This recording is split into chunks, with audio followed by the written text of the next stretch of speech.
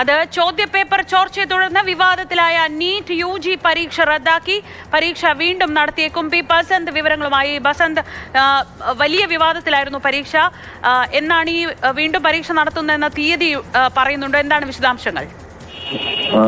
രാജസ്ഥാനിലെ special investigation team നടത്തിയ പരിശോധനയിലാണ് നീറ്റിന്റെ ചോദ്യപരീക്ഷ ചോർന്നതായിട്ടുള്ള വിവരങ്ങൾ കഴിഞ്ഞ ദിവസം പുറത്തു വന്നത്.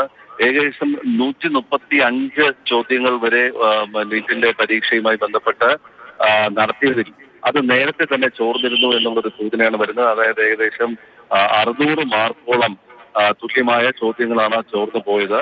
ഇതുമായി ബന്ധപ്പെട്ട് ഒരു രാജസ്ഥാനിലെ ചൂരു സ്വദേശി അറസ്റ്റായിട്ടുണ്ട്. ഇതിന്റെ പശ്ചാത്തലത്തിലാണ് ഇപ്പോൾ സുപ്രീം കോടതിയിൽ ഇതുമായി ബന്ധപ്പെട്ട സുപ്രീം കോടതിയിൽ ഈ പരീക്ഷ റദ്ദാക്കുന്നു എന്നുള്ള ഒരു വിവരം NTA വ്യക്തമാക്കിയിരിക്കുന്നത്. പറഞ്ഞിരിക്കുന്നത് പ്രധാനമായും പരീക്ഷ റദ്ദാക്കുന്നു. ഇനി മറ്റു പരീക്ഷ, അതായത് പുനഃപരീക്ഷ എപ്പോൾ നടത്തും എന്നുള്ള കാര്യത്തിൽ പിന്നീട് തീരുമാനമെടുക്കും. സർക്കാരുമായി ആലോചിച്ച ശേഷമായിരിക്കും തീരുമാനമെന്നാണ് ഇപ്പോൾ NTA അറിയിക്കുന്നത്. പക്ഷേ NTA നേരത്തെ പുറത്തിറക്കിയ ഒരു വാർത്താക്കുറിപ്പിൽ പറഞ്ഞിരുന്നത് മെയ് 10-ാം തീയതി പുറത്തിറക്കിയ വാർത്താക്കുറിപ്പിൽ പറഞ്ഞത് ഇത് ചില ക്രമക്കേടുകൾ നടന്നതായി ശ്രദ്ധയിൽപ്പെട്ടിട്ടുണ്ട്. ഇത് സംബന്ധിച്ച ആഭ്യന്തര അന്വേഷണം നടക്കുന്നു എന്നാണ്.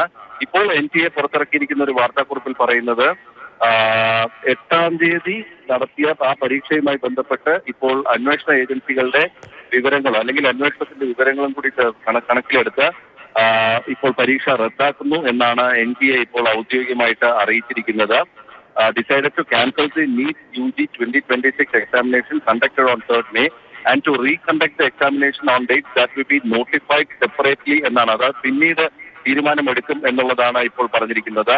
അന്വേഷണ ഏജൻസികൾക്ക് പുറമെ NTA നടത്തിയ ആഭ്യന്തര അന്വേഷണം കൂടി ഇതിൽ കണക്കിലെടുത്തിട്ടുണ്ട്. ഇതുകൂടി ഇതിന്റെ അടിസ്ഥാനത്തിലാണ് ഇപ്പോൾ പരീക്ഷ റദ്ദാക്കുന്നത്. മാത്രമല്ല ഇതിന്റെ കൂടുതൽ അന്വേഷണം CBIക്ക് കൈമാറാനുള്ള നിർദ്ദേശവും ഇപ്പോൾ NTA നൽകിയിട്ടുണ്ട്.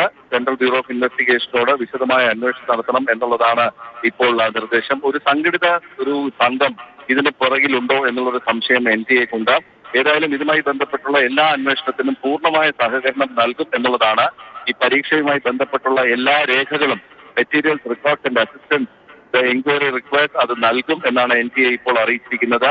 ഇത് വിദ്യാർത്ഥികളുടെ താല്പര്യം കൂടി സംരക്ഷിക്കുന്നതിന് വേണ്ടിയിട്ടാണ് ഇത്തരത്തിലൊരു തീരുമാനം കൈക്കൊണ്ടത് എന്നാണ് ഇപ്പോൾ NTA തങ്ങളുടെ വാർത്താക്കുറിപ്പിൽ അറിയിച്ചിരിക്കുന്നത്. ഇത് ബുദ്ധിമുട്ടുണ്ടാക്കുമെന്നറിയാം. പക്ഷേ ഈ ഒരു സുതാര്യമായ തരത്തിൽ പരീക്ഷ നടത്തണമെന്ന് കണക്കിലെടുത്തുകൊണ്ടാണ് ഇത്തരത്തിലൊരു തീരുമാനമെന്നാണ് ഇപ്പോൾ അറിയിച്ചിരിക്കുന്നത്.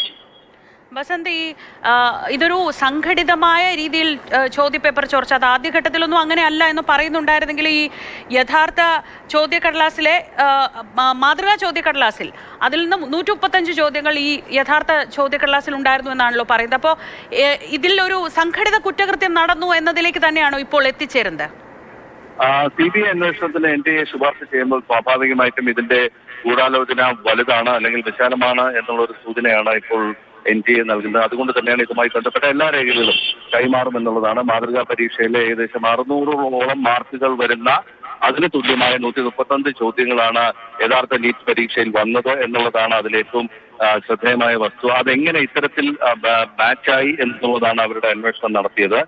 ഇപ്പോൾ NTA അറിയിച്ചിരിക്കുന്ന മറ്റൊരു വിവരം എന്ന് പറയുന്നത്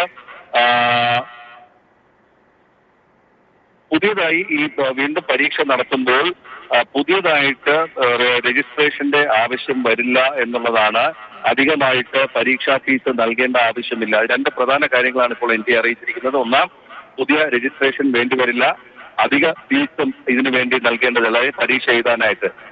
ഇപ്പോൾ അടച്ചിരിക്കുന്ന പരീക്ഷ അത് fees already paid will be fees അടച്ചിട്ടുണ്ടെങ്കിൽ അത് refunded to the students and exam will be refunded using NTA's internal resources എന്നുള്ളതാണ്. അതായത് വലിയ തീരുമാനമാണ്. അതായത് ഇപ്പോൾ നേരത്തെ നടന്ന നീറ്റ് പരീക്ഷയ്ക്ക് രജിസ്റ്റർ ചെയ്തിരുന്ന ആ രജിസ്ട്രേഷൻ മാത്രം മതി ഇപ്പോൾ പുനഃപരീക്ഷ നടത്തുമ്പോൾ. വിദ്യാർത്ഥികൾക്ക് കൂടുതൽ ബുദ്ധിമുട്ടുണ്ടാകാത്ത തരത്തിൽ കൂടുതൽ അധിക സാമ്പത്തിക ഭാരം എന്തായിരുന്നാലും NTA വിദ്യാർത്ഥികൾക്കും മേൽ അടിച്ചേൽപ്പിക്കാൻ ഉദ്ദേശിക്കുന്നില്ല.